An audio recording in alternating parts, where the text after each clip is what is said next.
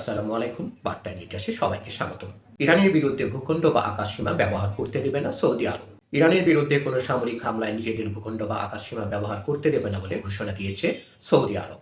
Saudi সরকারের ঘনিষ্ঠ দুটি সূত্রের বরাতে এই তথ্য জানিয়েছে বার্তা সংস্থা এএফপি। সূত্রগুলো জানায়, যুক্তরাষ্ট্র যখন ইরানের উপর সম্ভাব্য সামরিক হামলার হুমকি দিচ্ছে, সেই প্রেক্ষাপটে তেহরানকে স্পষ্ট এই বার্তা পাঠিয়েছে রিয়াদ। সৌদি আরব জানিয়ে দিয়েছে, তারা ইরানের বিরুদ্ধে পরিচালিত কোনো সামরিক অভিযানের অংশ হবে না এবং সে উদ্দেশ্যে তাদের ভূমি বা আকাশসীমা ব্যবহার করতে দেওয়া হবে না।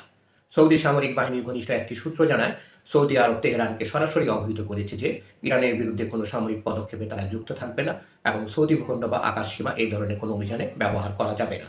সৌদি সরকারের ঘনিষ্ঠ আরেকটি সূত্র এই তথ্যের সত্যতা নিশ্চিত করেছে। এই বার্তা এমন এক সময় পাঠানো হলো যখন ইরানে চলমান বিক্ষোভ দমনে সরকারের কঠোর অবস্থানের জেরে যুক্তরাষ্ট্র সামরিক হামলার হুমকি দিচ্ছে। ওয়াশিংটনের এই হুমকির জবাবে তেহরানও পাল্টা সতর্কতা দিয়েছে। ইরান জানিয়েছে, নতুন কোনো হামলা হলে তারা আশেপাশের দেশ ও জলসীমায় থাকা যুক্তরাষ্ট্রের সামরিক ঘাঁটি এবং নৌ পরিবহন লক্ষ্য করে পাল্টা আঘাত হানা হবে।